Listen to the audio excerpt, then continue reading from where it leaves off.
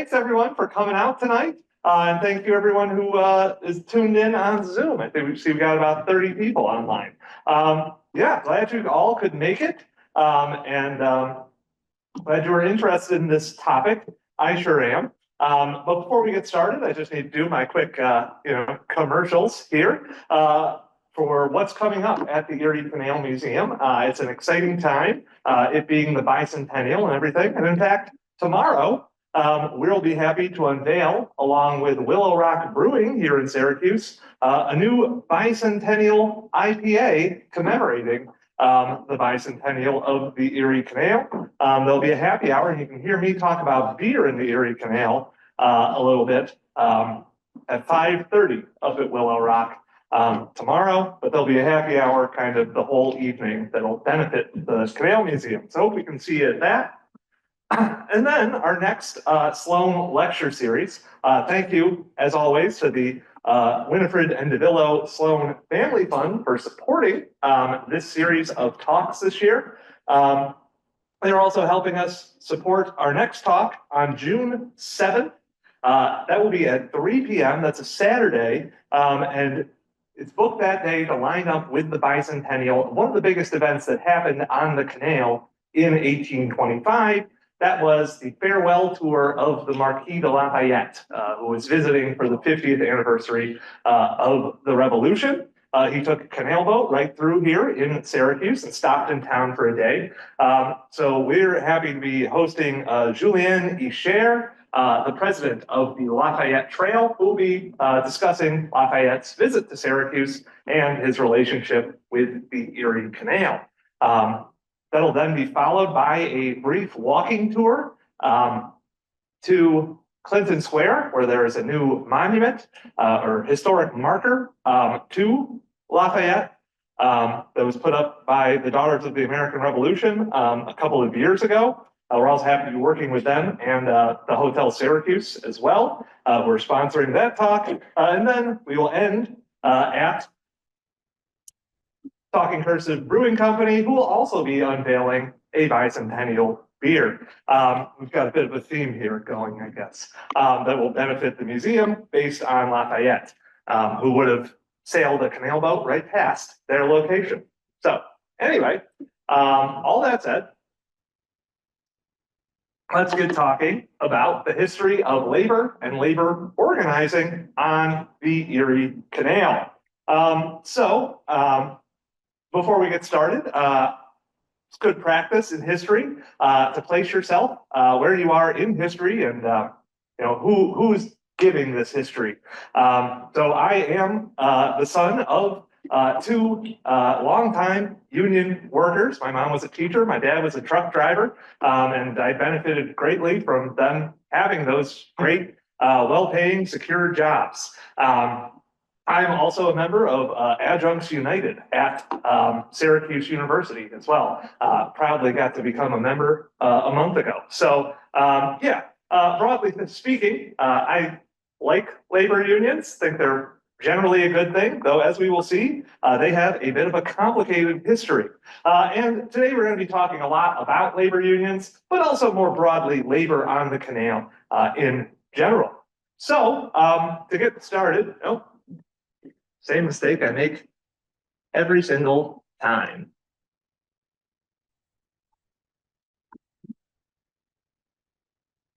There we go.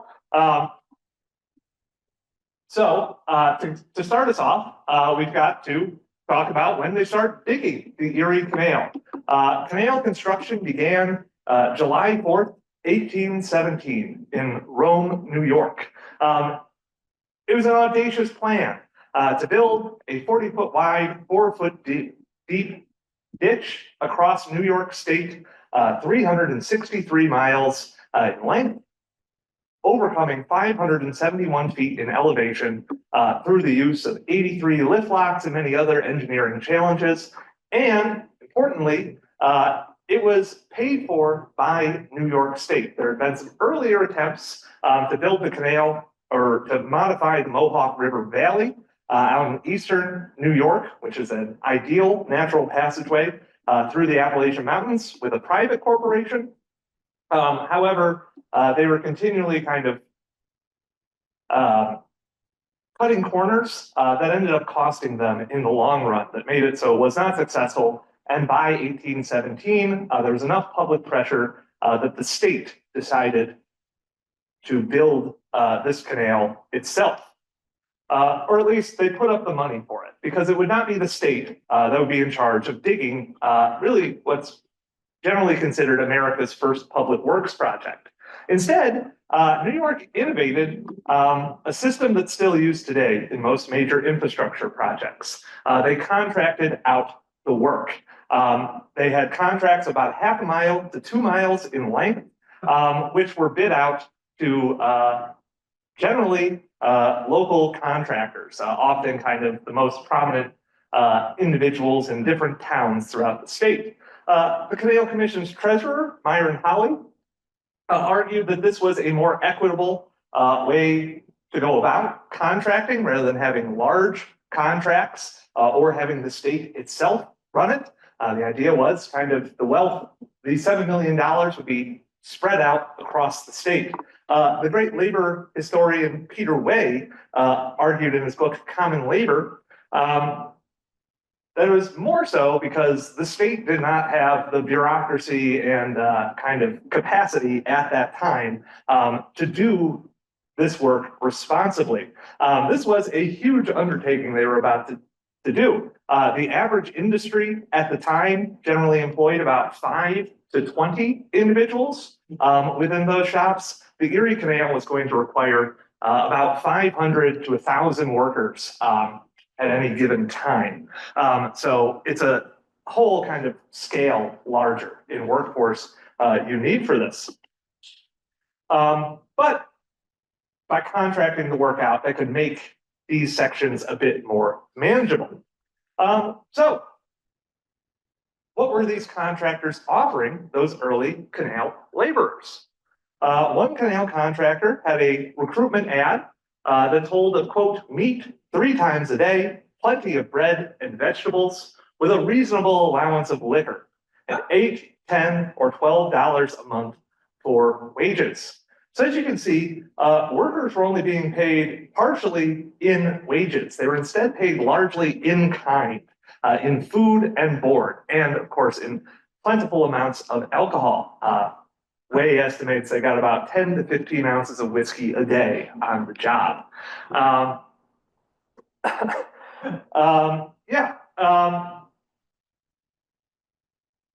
This was critical for the success of the project at the time. This being the frontier, there were not ready sources of cash. Plus, it was cheaper generally for the contractors to pay their workers this way as well. An interesting thing about this system is it did open up employment opportunities for people who had traditionally been excluded from the workforce, chiefly women who now worked as cooks and as boarding house keepers, and children who had jobs on the work sites delivering whiskey to the workers and also lighting powder in places like Lockport here. Apparently children were better suited for lighting fuses and running, if you will. Which leads us to the question then, who is actually doing the digging of the Erie Canal? One question we've gotten frequently here at the museum in recent years is, did enslaved people dig the Erie Canal? And our answer is really, we don't know. We know for a fact that Black Americans were digging the canal. A great example is Isaac Wales. So those contractors did not keep great records of who they were employing. We know that there were Black individuals digging the canal. Their freedom status, we don't know, but we do know the story of one man by the name of Isaac Wales, who was born enslaved in Mississippi. And around 1810, the family that enslaved him and he himself moved here to central New York, to Manlius. Slavery was still legal in New York up to 1827. It was finally abolished. However, as they were digging the canal through central New York, Isaac Wales took out a loan of $80 to pay for his freedom. He then got a job working right here in Syracuse, in today's Clinton Square, where he earned enough money to pay off that loan. So this is an interesting story of a man who was at least once enslaved who dug the Erie Canal. And we do have evidence of unpaid labor being performed on the canal. In this case, with convict labor. That would be out in Rochester, New York, as the canal had to cross over the Genesee River in their kind of stunning aqueduct at the time. It was a major engineering challenge and very hard work to do. If you've been to the Genesee where the Erie Canal crosses it, it's right above the high falls of the Genesee, so very swift current there. It was hard to get the manpower needed for that. But the canal engineer who was hired, who got the contract to do the Genesee Aqueduct, was a man by the name of William Britton, who had previously built the Auburn prison, which had recently opened.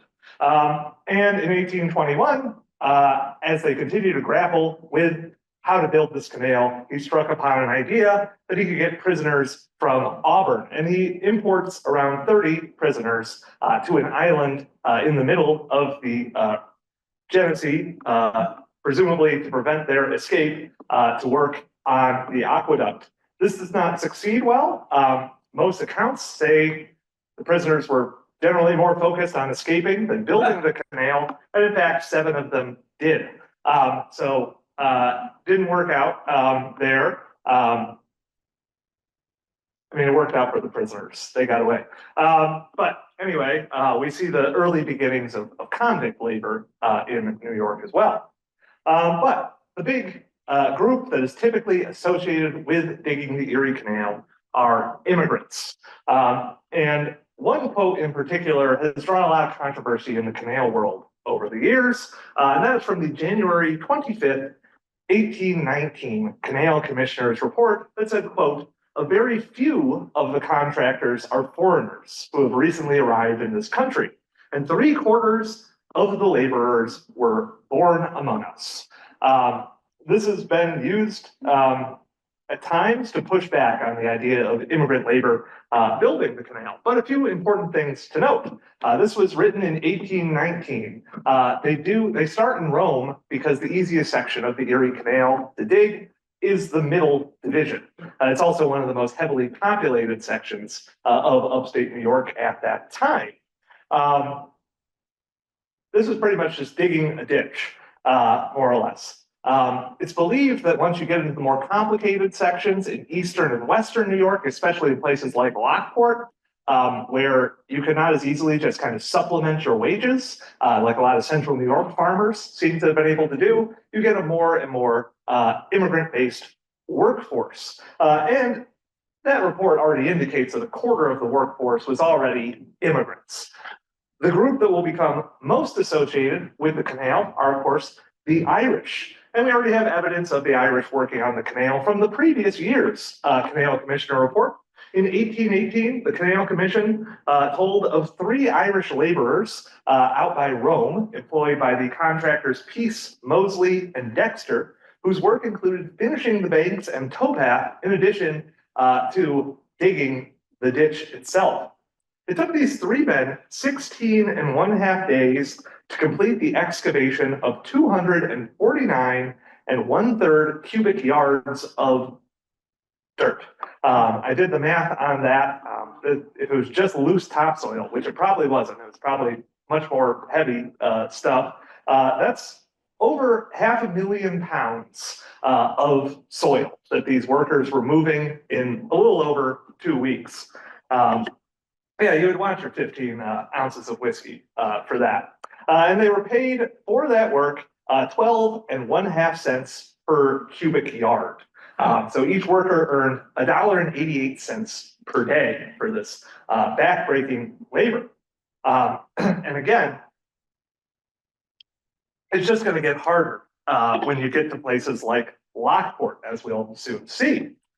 These harsh working conditions, though, were mitigated slightly, in part by the development of united working crews among different kin groups of these immigrants who would arrive and form these work crews along regional lines. The most famous ones would be people from Cork in Southern Ireland and Connaught in Western Ireland.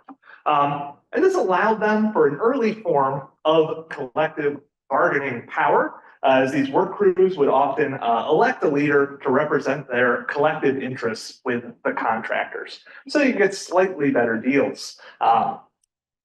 And, push back occasionally. That's a great question. They would vary in size. The question for those online was, how big were the crews? I don't know the exact numbers, unfortunately. However, these kind of work crews were not super powerful, and some of the work that needed to be done to construct the canal was incredibly taxing. Again, like I said, here at Lockport is the most infamous work that is performed on the canal.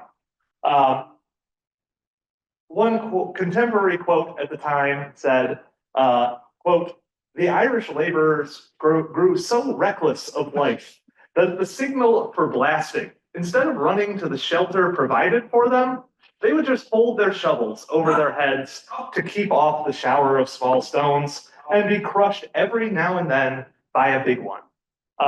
So yeah, we've reached the point in labor here, labor conditions that you don't care if you live or die at work, which is not great. But these groups would fight back from time to time.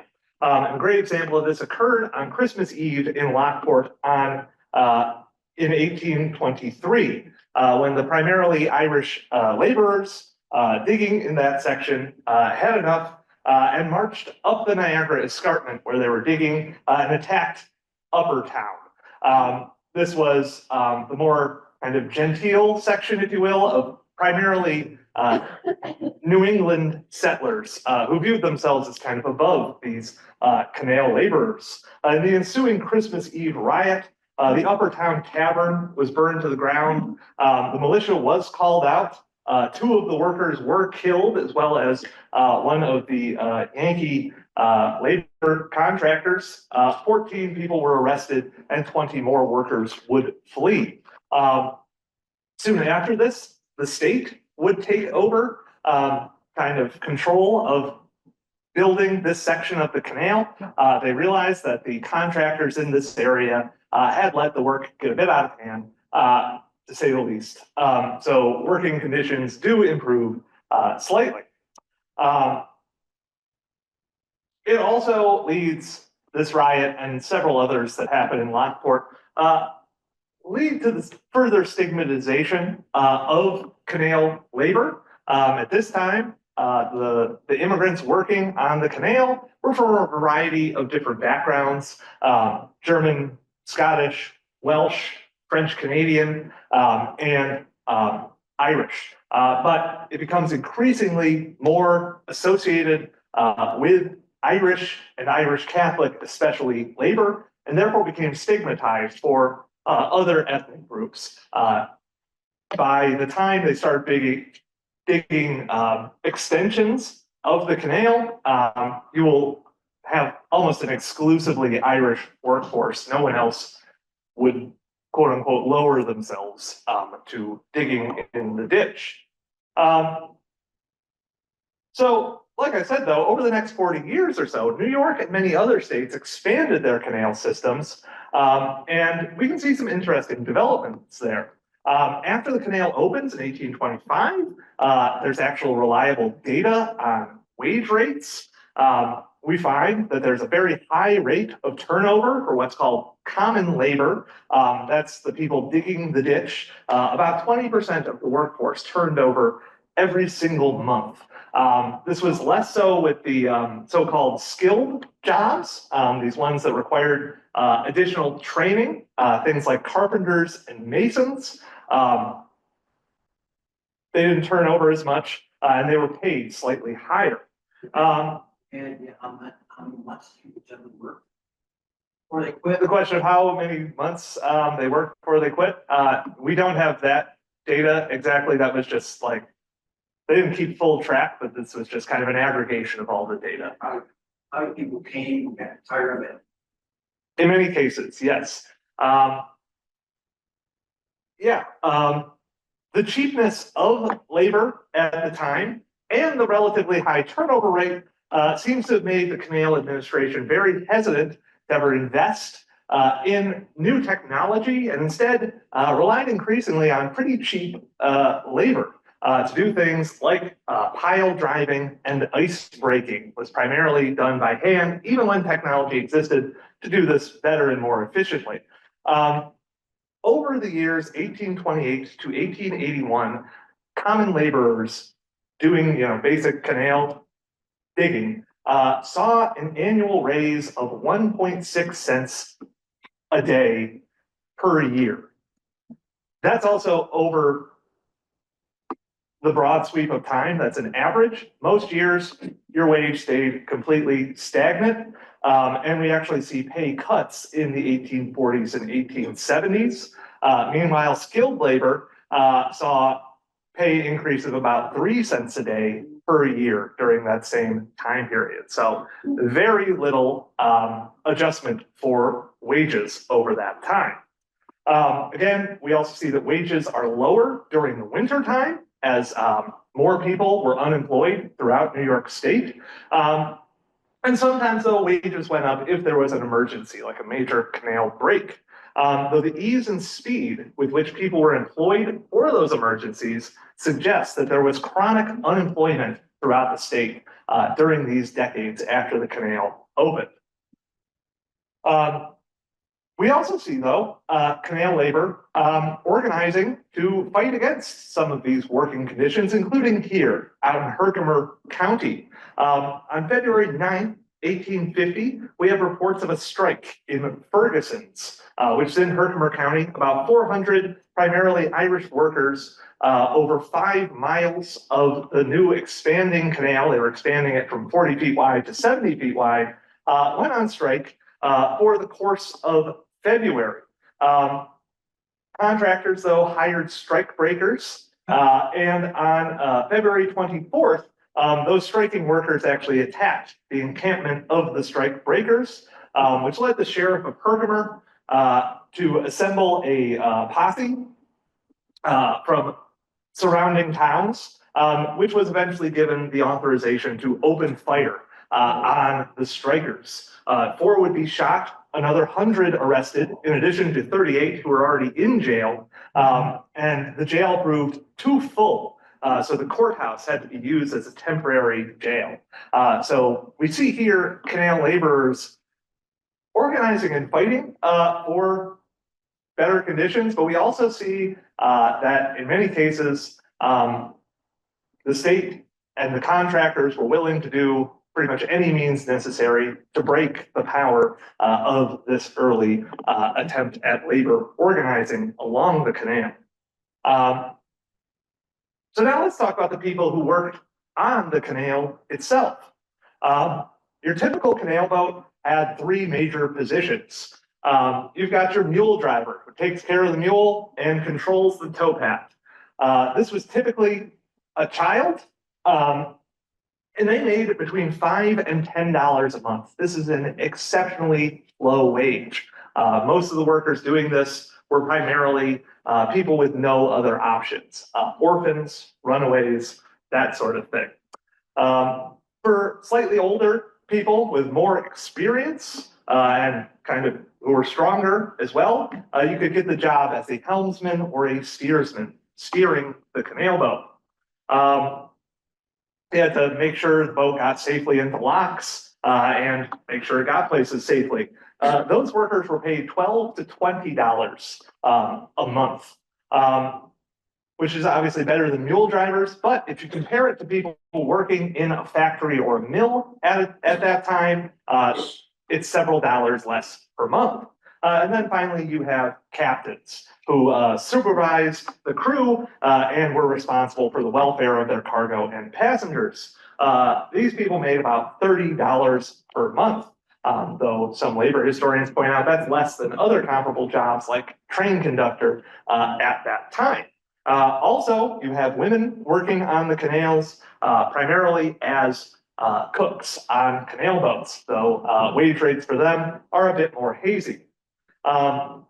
Some locally operated boats were owned by local farmers hoping to supplement their income, or were going to take that boat to market to ensure they got a fair deal. But for the most part, the workforce is people with few other options.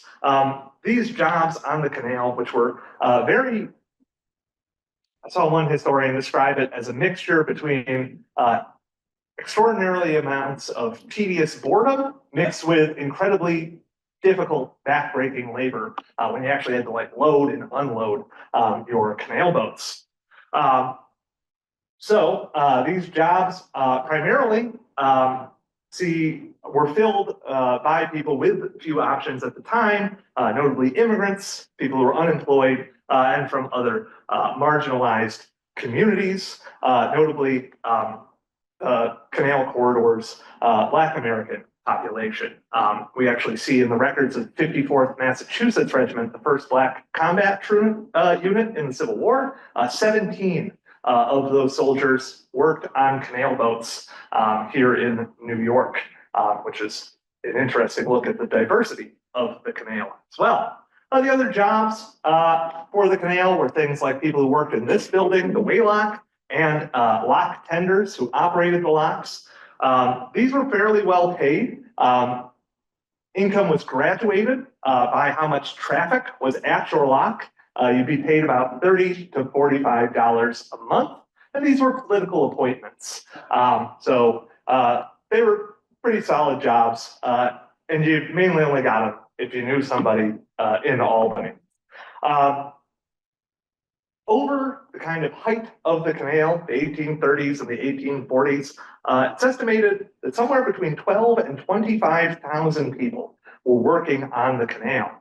And some estimates also go as high as to say that about 1/3 of those people were under the age of 18, which is a stunning number of child laborers at the time. Though again, especially early on during the canal era, many of these boat workers banded together to try to fight for higher pay and better working conditions. Notably, in 1830, the Erie Canal Boatmen's Mutual Relief Association was formed by canal captains with the goal of reducing conflict between crew members and also providing financial assistance to people who are injured on the job. This is well before, workers' comp.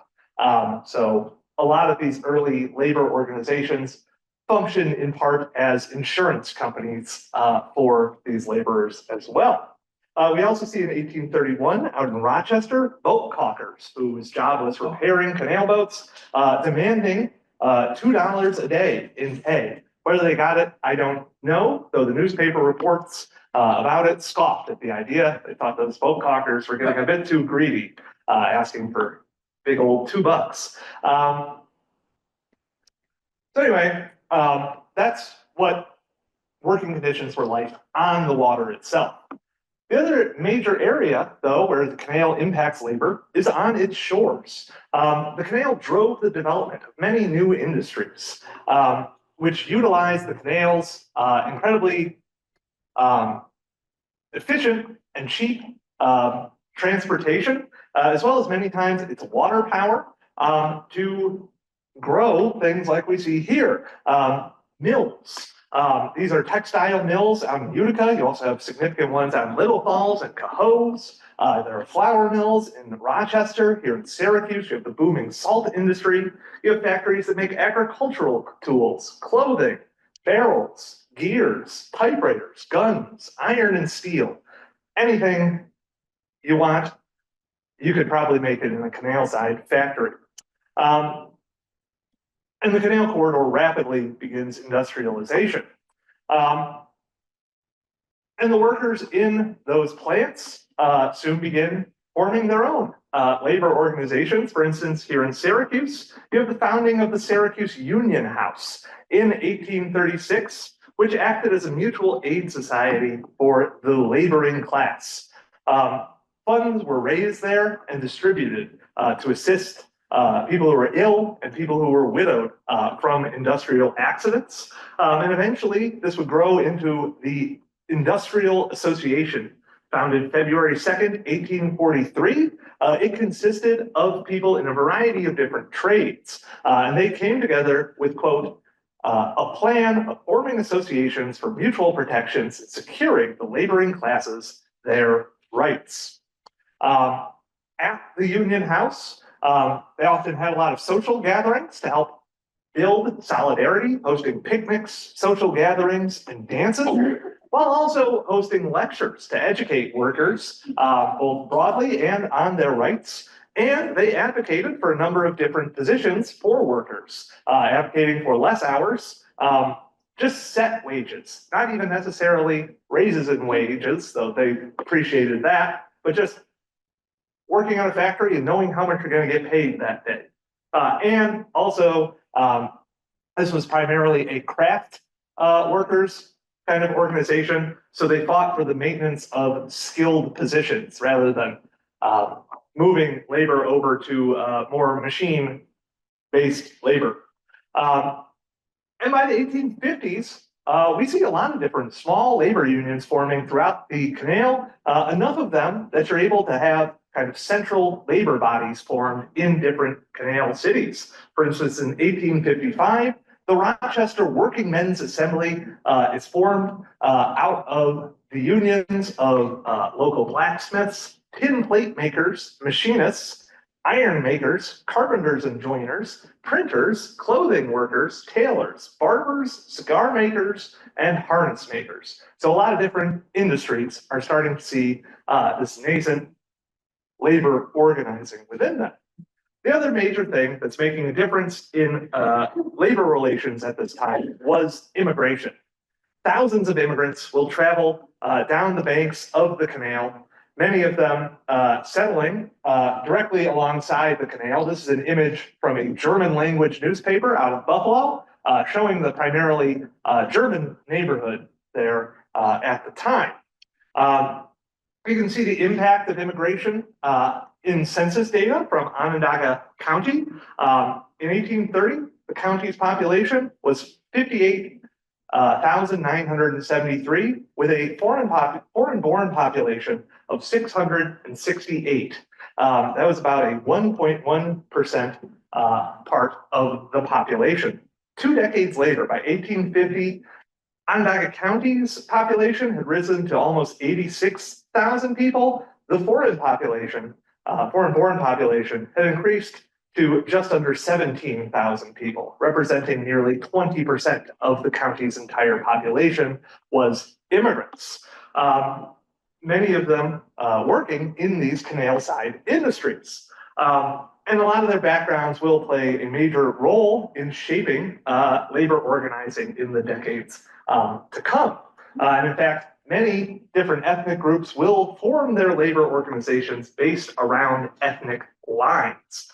For instance, here in Syracuse, May 21st, 1859, the German Craft Workers Association was founded of several different German trade unions.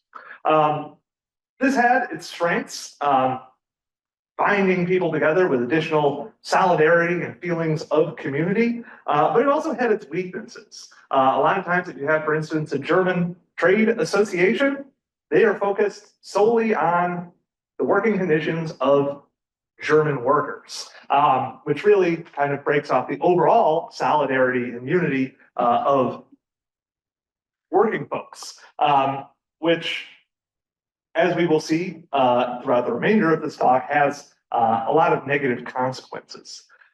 You also see during the 1850s, the beginning of the Black community of New York beginning to assemble trade unions as well. A great example is in June 13th, 1850, the American League of Colored Laborers was founded in New York City. And this is an area where we really want to do more research in. I only discovered this organization like last week, so I didn't have a ton of time to do research, but amongst its leadership were prominent figures from the Canal Corridor. In fact, its president was Samuel Ringgold Ward of Syracuse, and its vice president was Frederick Douglass, who of course lived out in Rochester.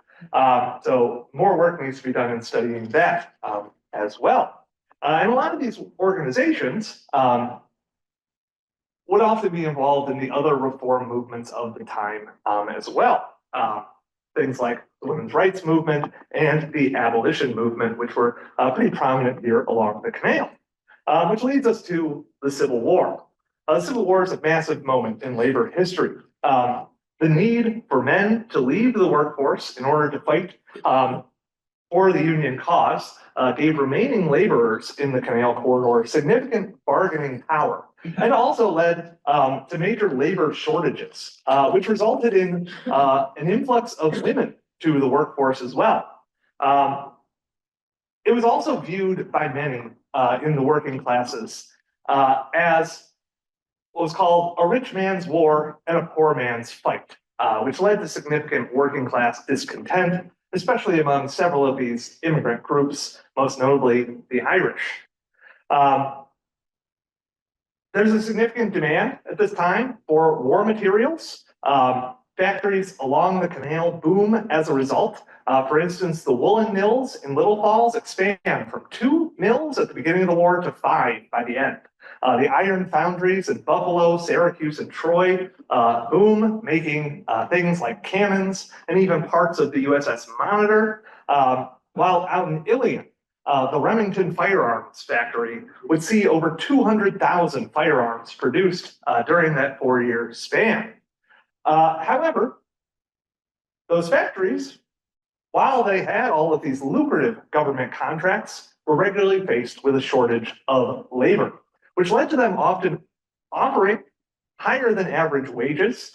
For instance, Little Falls' wool factories producing tons and tons of union uniforms offered $7 to $8 a day. You'll remember some of the wages that we were talking about just a decade before, people fighting for. Even those common laborers on the canal see an increase in wages from $1 a day to $1.50, while carpenters and masons on the canal went from $1.50 to sometimes over $3 a day. Also filling this labor shortage were women. Many would enter mills and factories, as well as gain entrance to jobs that had largely been less welcoming to women, notably teaching and medicine. A great example is Mary Edwards Walker of Oswego, who became a doctor during the Civil War. Also, out of Ilion, a woman by the name of Jane Douglas got a job, one of the first women to ever gain a position in the Treasury Department. However, wages will raise during the Civil War about 25% on average. Prices, however, during the same time period, rose 60 to 70%. So really, while it looked like it was a good time for workers, in actuality, they were kind of taking a pay cut.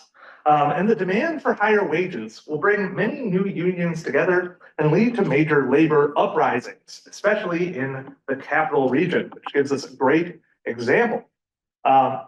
2 years into the war in 1863, the Albany Trades Assembly would form, composed of 25 different unions, representing 2,500 workers throughout the city and surrounding area.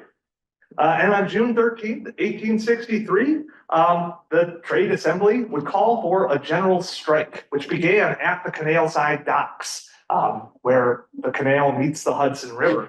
As primarily Irish and German workers walked off the job demanding a 25% raise. Thousands would join this strike, and within a week, their demands were met. However, the next month, a darker moment in labor history and more broadly, New York State history occurs in July of that year. During July of 1863, the Union, in order to aid the war effort, instituted a draft, which was broadly unpopular, especially among the working classes. You could, if you had enough money, pay to hire a substitute during the war, which really added credence to that idea of a rich man's war and a poor man's fight. Additionally, a lot of those workers who were in those especially ethnic organizations were charged by local politicians with the idea that this was not their fight, this was a fight for enslaved individuals, and it was not a concern to white workers. This is used to great effect throughout the North by people who are opposed to the Civil War. And what's known as the Troy Draft Riot begins at a strike at an ironwork. Around 2,000 to 3,000 people in Troy will join into this strike, which really evolves into a race riot, attacking the homes of prominent pro-war politicians and the private residences of Black Trojans. This would play out throughout the Canal Corridor as well during the war years. For instance, on August 12th, 1862, Buffalo experiences a major race riot started by stevedores on the docks out there. And meanwhile, New York and Brooklyn also see their infamous draft riots. I don't know what's going on there. That's an image from our collection of a burning grain silo in Brooklyn. And we see here one of the great weaknesses of this era of the labor movement, and one that will continue throughout the rest of our story. The exclusion of Black labor from the broader labor movement hurt the development of solidarity amongst the working classes, along with these individuals and communities who were themselves victimized. We'll see throughout this talk several instances of how the exclusion of marginalized people hurt the labor movement, and is an important reminder of the motto that will eventually be used by the industrial workers of the world, that an injury to one is an injury to all. Solidarity with exceptions is no solidarity at all. But following this event, more major advances will occur on the labor front in the capital region, nonetheless. Notably, in 1864, Troy was known as the collar city. It produced the majority of men's shirt collars. They used to be attached to your shirt. These factories were primarily, during the war, worked by women, primarily Irish women. One of them was a 19-year-old Irish immigrant by the name of Kate Mullaney. And she got together her fellow workers at one of these collar factories, 300 in all, and organized the Collar Laundry Union, which on February 23rd, 1863, launched a strike demanding a 25% raise. And the Collar Laundry Union is generally marked as the first ever all-female labor union in the history of the country. This shows their motto during the strike of don't iron while the strike is hot. It's a fun slogan.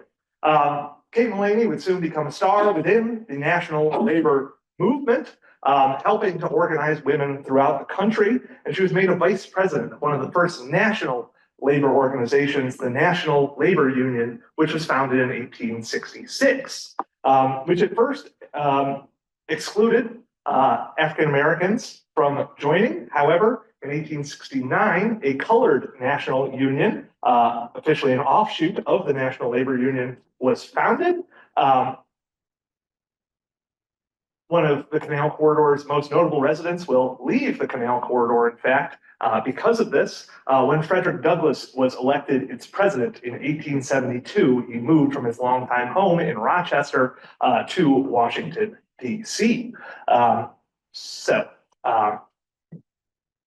Now let's talk about after the Civil War.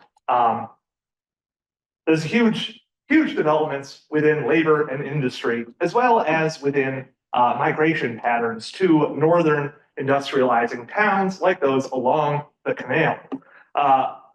First, you see an increase in immigration from Eastern Europe, Poland, Ukraine, Lithuania, etc., and Southern Europe, with primarily Italian and Greek immigrants. And additionally, you have what's known as the Great Migration, as millions of newly freed Black individuals from the South moved north to take advantage of the opportunities offered by these industrializing cities.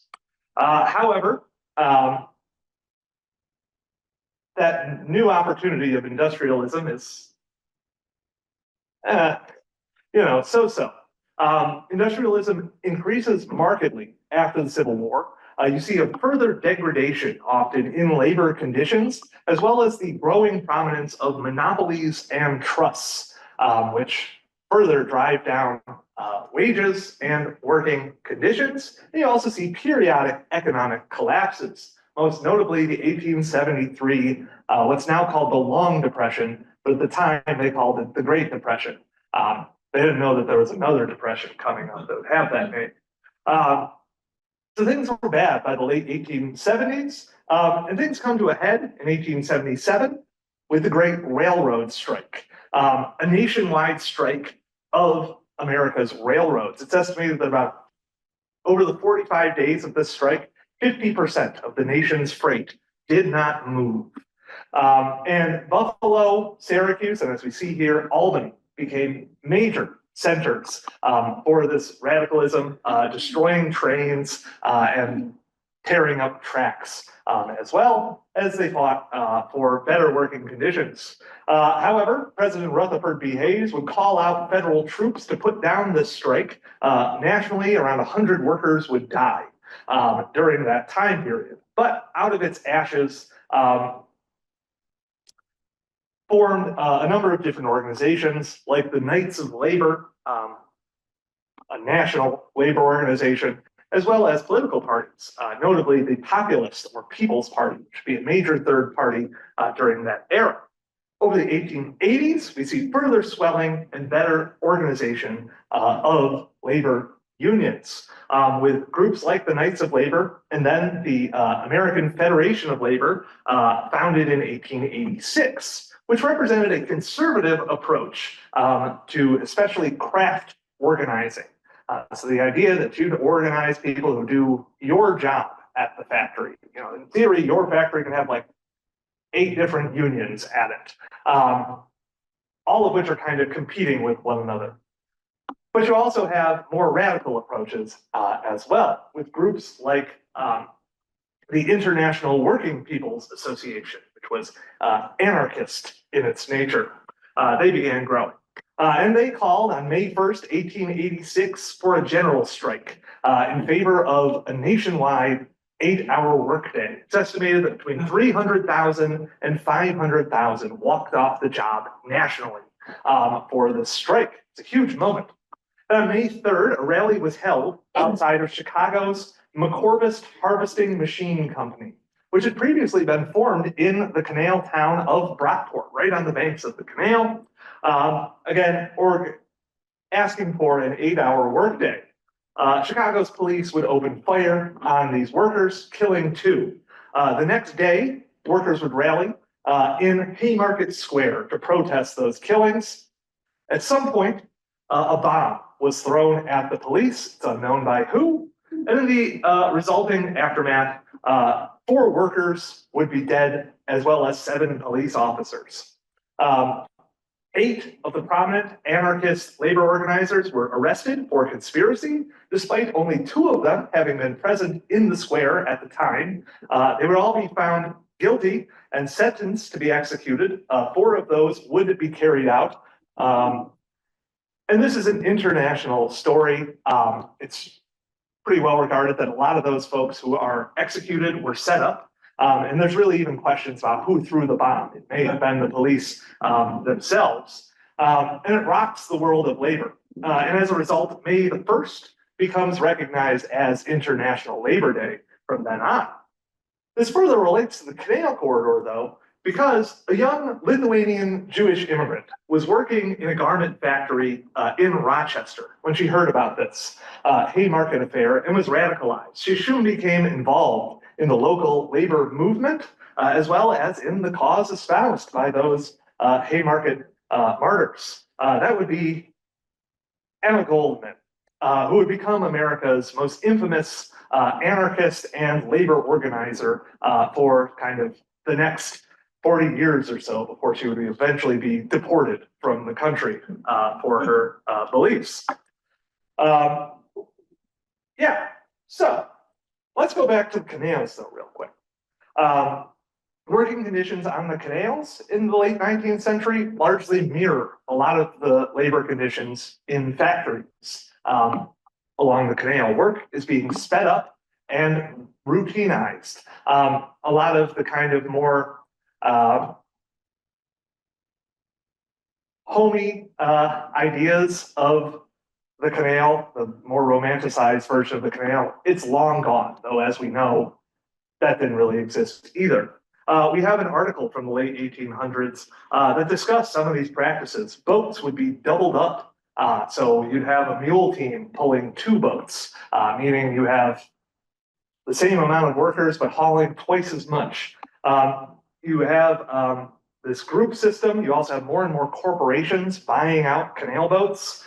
They estimated that originally there were 5,000 total boats on the canal a few decades earlier, now reduced by the 1890s or so to 1,200 boats. And those would be owned by 400 individuals. We see increasing monopolization of canal boats. And those boats themselves would run on very strict schedules. They'd be stocked at terminal points, which killed the booming canal side groceries and other stores that used to exist along its route. Because of these strict timetables, canal laborers lost what they said. The quote in the newspaper said, the men, quote, the men who run the trade for corporations have no time to stop, either to trade or to gossip. You are now just hauling your goods between Albany and Buffalo, and that's your life, essentially, day in and day out. And now you have also the introduction of these steel boats, which put a lot of people who are involved in the wooden boat making industry out of business as well. And they're hauled by steamboats as well that can also carry some freight. Canal work continued, however, to be similar to it had been earlier in the century, as that conservative contractor system was hesitant to use new technology and wanted to keep wages low. We see during this time, canal laborers continued to fight with strikes in 1871, 1886, and 1888. But the big decade is the 1890s, where you see a lot more labor uprisings along the canal. In the 1890s, you have the Panic of 1896, which saw unemployment rates rise as high as 14.5%. And those rates wouldn't dissipate until 1898. For those of you who remember 2009, that was our highest we got during the 2008 financial crisis. We only had 9.9% unemployment then. So this is a whole 5% more than that. The immediate wake of the COVID pandemic is kind of the closest analog. We have 14.8% unemployment at that time. Also, the canal is doing what's called the $9 million improvement, which was meant to expand the canal, but by 1898, it was running out of money. So 98 is the big year for canal labor organizing. And a great example happens in January in Medina. The works there already had dangerous working conditions. A Rochester newspaper reported that in one weekend, one worker broke his leg in 4 different places on a Saturday, and another had his fingers crushed in machinery on a Sunday. The workers were primarily, by this point in time, Italian and Polish. And in 1898, in January, it was announced that their pay would be cut from 15 cents an hour to 12.5 cents an hour. On January, so the workers walked off the job on the 1st of January. On January 6th, a train carrying 200 Polish strikebreakers arrived in Medina, willing to work for 12.5 cents. The strike committee met with them. Most on the trains were unaware that the strike was happening. They just needed jobs. Remember, 14.5% of the country is out of a job. About 50 of those workers did stand in solidarity with the strikers and headed back on the trains to Buffalo. But another 150 remained. And tensions grew. Later that month, Sheriff Piffany carried out called out police to protect the strike breakers and eventually would unleash them upon the strikers as well, ultimately defeating their hope for a return to 15 cents. The 12.5 cent rate was crystallized. But there would be more strikes along the canal that year in Port Byron, in Syracuse, in Rome, Oswego, Fort Plain, and Little Falls. Most of them unsuccessful because of this large body of unemployed workers who were so desperate that they would break these strikes, though the workers out in Fort Plain did get their demands met. All right. Doing all right on time here. So that leads us to the early 20th century. Through this labor organizing and labor struggle, significant gains were made. For instance, in 1886, New York would pass its first law limiting the hours for working women. And investigating committees would be formed by the state. Another bill was proposed in 1911 by Buffalo's Assemblyman Edward Jackson, which proposed a further reduction of hours for women from 60 to 54 hours. The primary resistance to this came from textile mills and cannery owners who had about $35 million in investment in textile mills in the Mohawk Valley. An investigating committee went to the canal town of Little Falls and found absolutely horrendous working conditions. Children as young as 5 employed by the mills, high rates of tuberculosis, and absolutely disgusting working conditions. And this led to the passage of the Jackson Bill, reducing hours and stipulating a maximum work day of 10 hours a day and banning work before 6 a.m. or after 6 p.m. Though critically, this bill did not include stipulations about wages. The mill owners had lobbied to not have those included. So as a result, mill owners in towns across the state, but especially in Little Falls, announced that workers' pay would be cut correspondingly to their reduction in hours. And so workers in Little Falls began one of the most significant strikes to occur along the Canal Corridor. On October 9, 1912, 80 workers at the Phoenix Knitting Mill walked off the job, and more would walk out over the weeks. In the end, 664 workers at both the Phoenix and Gilbert knitting mills walked off the job, and 70% of those strikers were women. Little Falls was by no means a union town at the time. There's a 6% unionization rate.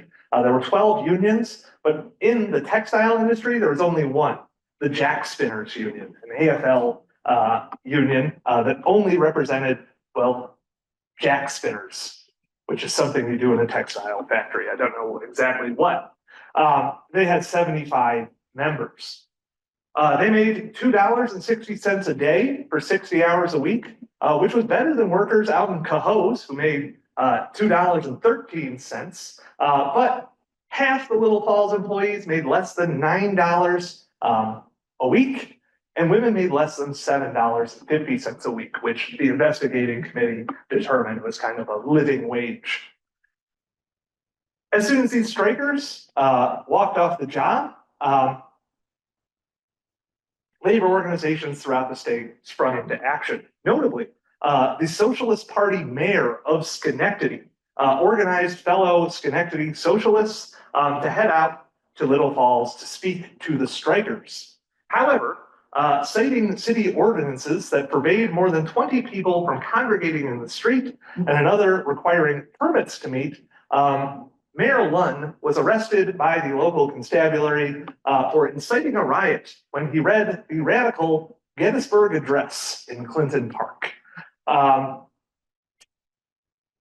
With this, a newly formed organization sprang into action, the Industrial Workers of the World, founded in 1905 by labor activists who disagreed with the AFL's exclusionary craft unionism and instead aimed to form one big union organized around industrial rather than craft lines. It's the idea that if you work in a textile factory, it doesn't matter what your job is. If you're a worker, you should be united to fight for everyone to gain raises and better working conditions. And the IWW had a strong presence throughout the Canal Corridor. There were IWW strikes at General Electric in Schenectady in 1906, also out in Buffalo, in Utica, and Port Jervis on the D&H Canal. Troy, meanwhile, was home to one of the leading organizers of the IWW, the famous Irish Republican James Connolly, who would be a martyr in 1916 in the Easter Rising. Sorry, I'm a big James Connolly fan, so I had to shout him out when I could. And 5,000 wobblies, as they were called, descended on Little Falls to stand in solidarity with the strikers and enact what was called a freedom of speech campaign. This was a major tactic of the IWW at the time, which aimed to just keep doing what Mayor Lunn had done, speaking about workers' rights, and the aim was to overwhelm the jails and the courts. They'd be too full. A strike committee was formed of the workers, representing each factory, and critically, every single nationality that was represented at the factories and in the strike also had a seat on the strike committee. And they passed a resolution for 60 hours of pay for 54 hours of work, a 10% raise on top of that, and no discrimination against strikers. They would ultimately organize into IWW local number 801, the National Industrial Union of Textile Workers. And they would be based out of Slovak Hall, though their information to strikers, they recognized the broad solidarity that was needed amongst these workers. They printed their materials in Slavic, Polish, Hungarian, German, Italian, and English, making a conscious effort to include everyone within their organization. Remember, we talked about their motto, an injury to one is an injury to all. Police Chief Dusty Long of Little Falls was very much into injuries for one and all. He said, quote, "We have a strike on our hands and a foreign element to deal with. We have in the past kept them in subjugation, and we mean to continue to hold them there where they belong." Yes, back when you used to just say that to the newspaper, I guess. This further bolstered, though, the IWW members in their fight, and this became a national cause. Two prominent organizers in Little Falls, Matilda Rabinowitz and Helen Schloss, will go on a speaking tour across the Midwest, raising funds. Even Helen Keller sent her support to the strikers. However, not everyone joined in on the strike. Notably, the skilled American-born workers stayed on their jobs and continued to attempt to break the strike. They brought up the fact that many of these immigrant workers who had themselves been strike breakers 2 years earlier during their spinners strike, and the AFL would itself condemn the IWW strike. Things got to a point where people were starting to starve in Little Falls, but they tried another successful tactic that had been tried originally in Lawrence, Massachusetts. On December 17th, the children of the strikers, in order to have them fed, were to be shipped to Amsterdam, New York, and Schenectady, where families were willing to take them in for the duration of the strike. Their whole walk there, they were continually harassed by the police, these children. But this provided additional bad press and publicity for the Little Falls establishment.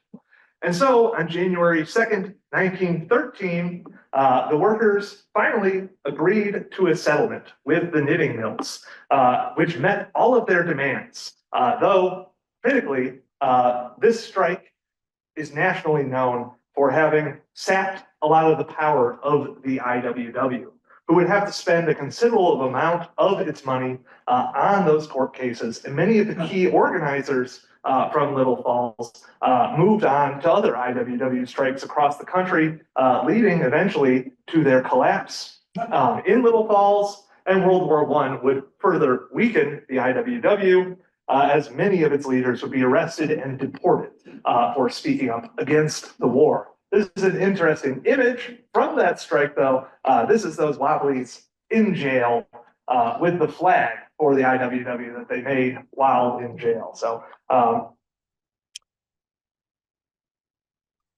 this is an excellent example of solidarity amongst the whole working community. Sadly, though, my next story, which I'm almost done, trust me, is kind of the opposite. After World War I, the nation is beset by a recession. Demobilized soldiers returned home looking for work. There was significant labor unrest. Tons of strikes were happening. And there was growing tension between immigrant communities and Black communities who were both moving to these industrialized cities. And a lot of these labor unions that were forming excluded Black workers, which resulted in many Black individuals finding work as strike breakers. And that happens here in Syracuse, when a strike begins on May 1st at the Globe Malleable Iron Works. With workers from Iron Molders Union Local 80, about 600 members in all, mostly Polish and Italian, though it appears there are also Irish and English descended people within this group as well, walked off the job demanding a raise of 50 cents a day, from $5.25 a day to $5.75, and an 8-hour rather than a 9-hour workday. On May 15th, the union had an injunction issued against it, accused of intimidating strike breakers by throwing rocks and hurling racial epithets at them. Several more were arrested in June for violation of the injunction for similar incidents. And then on July 31st, Syracuse's 1919 large-scale violence would erupt in what becomes known as the 1919 Syracuse Race Riot. Black strike breakers were confronted at the Beach Street Bridge over the canal. First bricks were thrown, and eventually the strikers produced firearms, shooting a Black man and injuring 8 more with bricks and clubs. And more attacks would occur on South Geddes Street. This would ultimately be broken up by the police, but this event was part of the broader, what's known as the Red Summer of 1919, where dozens of cities erupted in racial violence. And newspaper coverage at the time compared what happened in Syracuse to similar things that occurred in Chicago and Washington, and several hundred Black Americans were killed across the country. This is a horrible moment in the history of the Canal Corridor of this city in the United States. White supremacist terror is a despicable thing and something that we as a society need to grapple with. If the working people of this country is ever going to get anywhere, we all need to reckon with this history. So what are the lessons for the labor movement that can be drawn from this? Again, there's no room when building a labor movement for racism. Solidarity with exclusions is no solidarity at all. You can't blame a Black worker for not standing in solidarity with white strikers if those same white strikers never stood in solidarity with a Black worker. If they deny him or her entrance to their union because of the color of their skin, they have no right expecting that person to stand by them when they go on strike. By upholding the systems of white supremacist power, these white workers were breaking their own strike, creating an easy group for the bosses to call on to work for lower wages, just like it happened when skilled workers set themselves apart from unskilled workers, when quote-unquote native-born workers set themselves apart from immigrants, be they Irish, German, Italian, Slavic, Asian, or Latine, documented or undocumented. The Little Falls strike showed us that bringing people together and using diversity as a point of strength rather than as division is what wins labor power. And likewise, the aftermath of this race riot and the rest of the Red Summer showed that the racist violence that was being used by these labor organizations was used as a convenient excuse by the state to crack down on what labor power did exist. Many of these labor organizations and the whole labor movement would be painted as violently racist, further weakening the movement as a whole and helping lead to the first Red Scare, which was an enormous blow to unions nationwide. Just look at the state of labor and the growing inequality that existed in the 1920s to see how well racism worked for the working class as America built itself up on a deck of cards that eventually collapsed into the Great Depression. Which leads us to the next and final major labor struggle of the Canal Corridor, the Remington-Rand strike of 1936-37.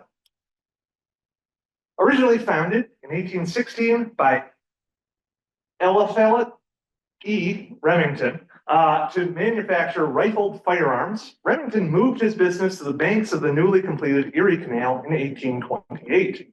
There, it expanded rapidly, producing a number of innovative firearms, and was especially critical during the Civil War, as we discussed.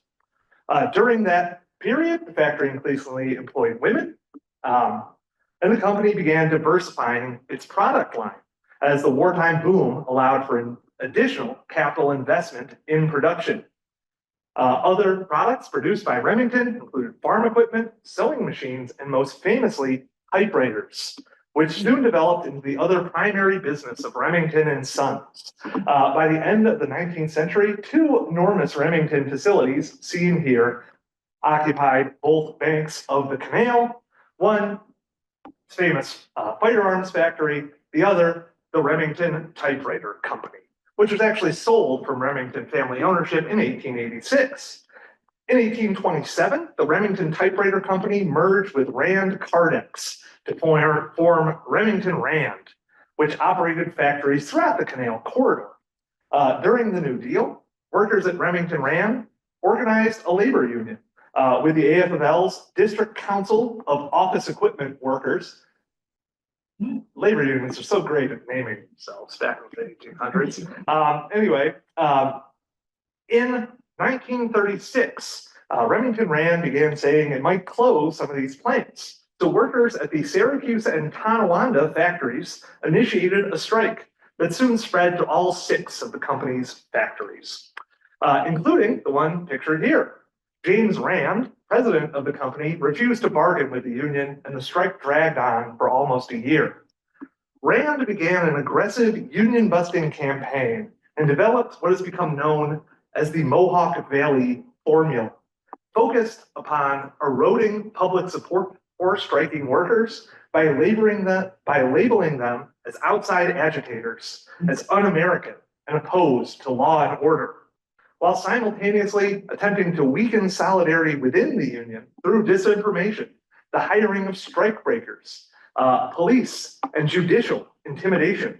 For instance, 2 workers were shot by police here in Syracuse, while judges issued the harshest sentences possible for those who were brought before them.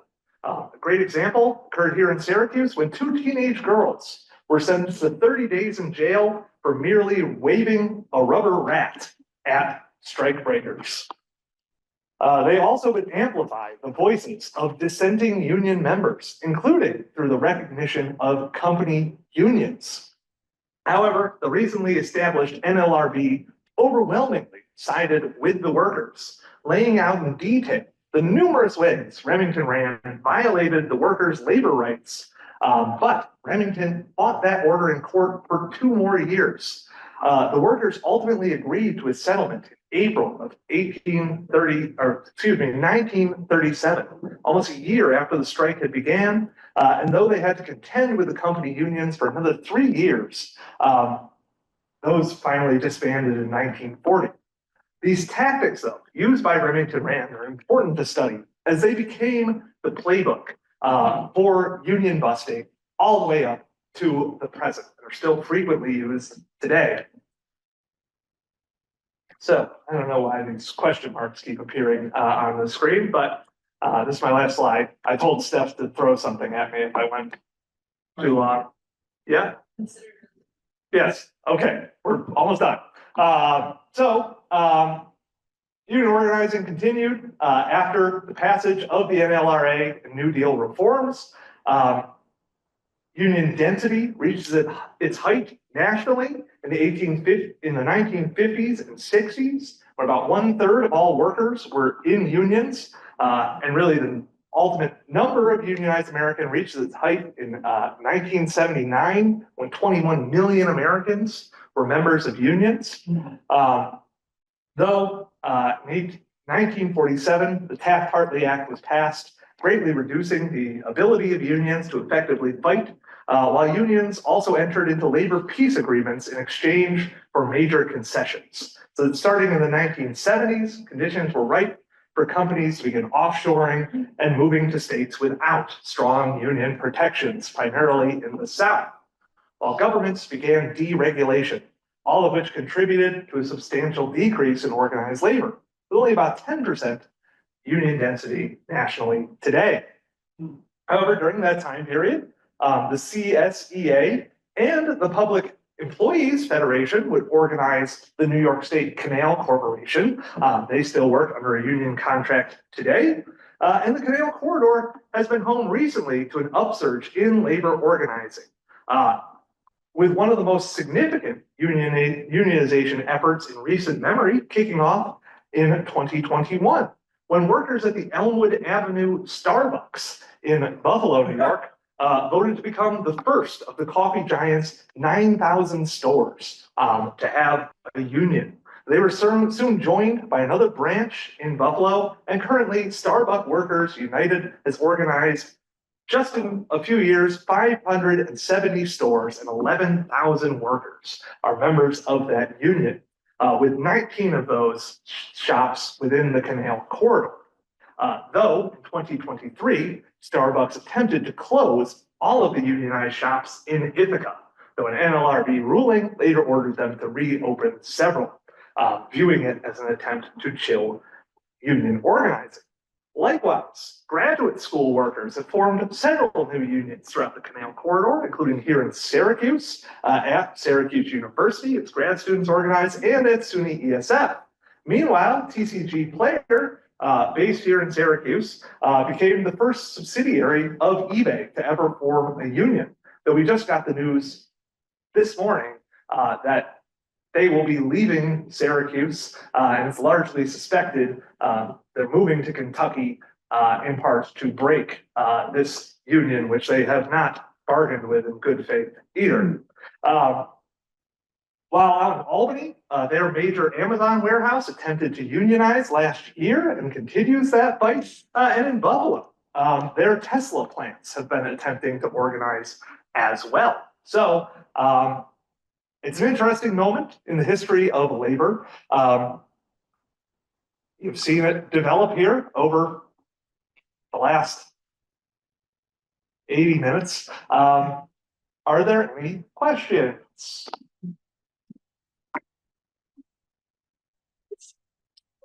The picture really of Blackboard and how deep the ditch was.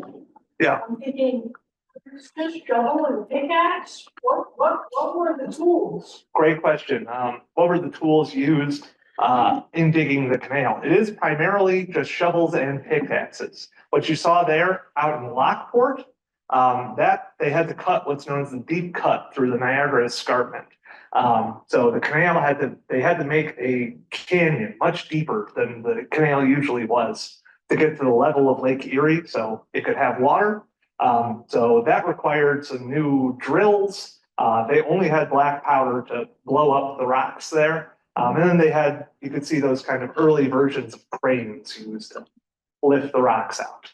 And star drill bits. Star drill bits, yes. Also, finally, human power and mules, horses.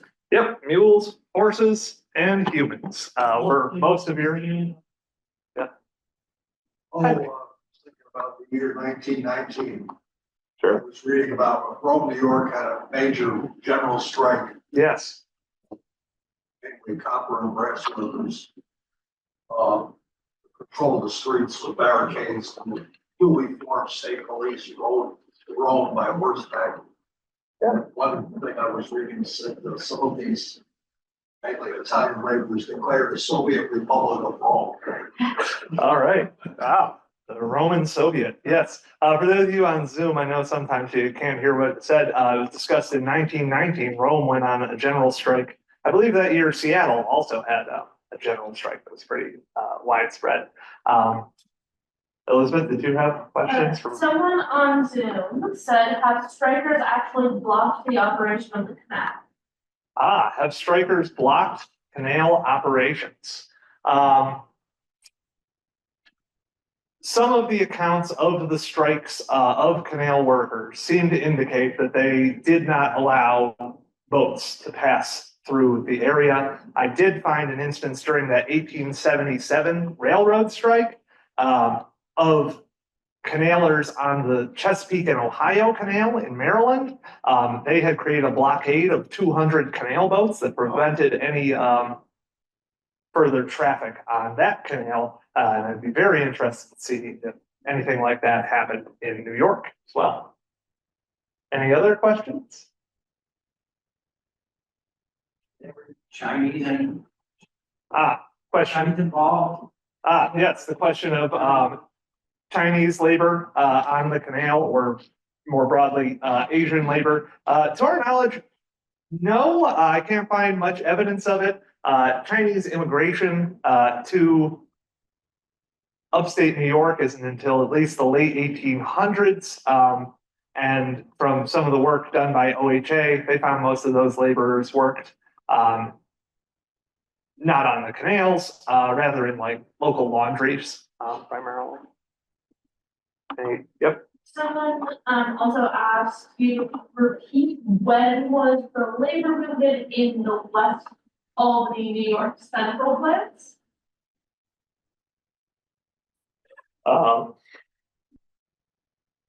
West Albany. The West Albany, New York Central. The whole time. The collar union is 1864. There's a question about labor movement in, I believe, Albany, but we're having some difficulty figuring out what you meant. So if you could retype that or give us some clarification, we'd appreciate it. Any other questions though, online or in the audience? Great. Oh, Hillary. Yes. With the children, when they were like sent off, stay with the other families, like were any harmed or like, and then how did they get back? Were the children sent out from Little Falls harmed? From what I can tell, no. They were just kind of yelled at regularly by the police / made to like. They'd be like, you can't march on the sidewalk. But then when they'd go in the street, they'd be told, you can't march in the streets, get on the sidewalk, that sort of thing, all the way to the train station. So they weren't harmed. The strike ends about a month later. They were able to successfully get to those homes where they stayed. And once the strike was ended, the kids got back on a train and headed on back to Little Falls. Labor unions said stop child labor. What? When did labor unions pretty much try to prevent? Did unions try to prevent child labor? Yes. They're the people who fought for the ultimate kind of end of child labor. You might have noticed that there were specific like laws about how long women could work in mills. A lot of the unions ran by men believed that women and children impeded upon their ability to kind of compete in the labor market. So they wanted to reduce how long women could work in the hopes that it would give, and same for children, give adult men more opportunities to work. So yes, they would fight for the end of child labor. And other people like the IWW were just like, hey, working 5-year-olds is bad. too. We should stop doing that. Yes, Elizabeth. So without clarification, one of your slides pictures a cartoon of a strike of New York Central Railroad workers in West Albany. Got it. Okay. That image was from the 1877 rail strike. I'm all with Eugene Debs, so we're- I can't remember if that's that one or later.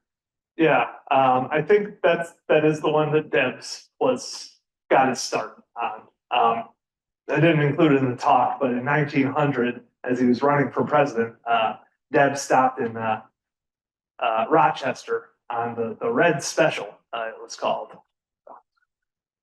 Or the Red Express, I can't remember, it was one of those two. But any other questions? Oh, There's one more one. yes. What does Derek think the biggest challenges to workers and to worker organization on the canal during its operation, or during its construction and operation were? What were the biggest challenges to labor organizing on the canal? I would say that generally the stigmatization of canal work, making it only for kind of the lowest of the low of society in people's minds, made it so you have that constant kind of labor turnover and also societal justification for paying these people nothing. And kind of the loss of solidarity with other workers throughout the state who don't view themselves as connected to them. Sure, we'll go with that. Hope that worked. Any other questions? Great. Well, thank you. Thanks for bearing with me.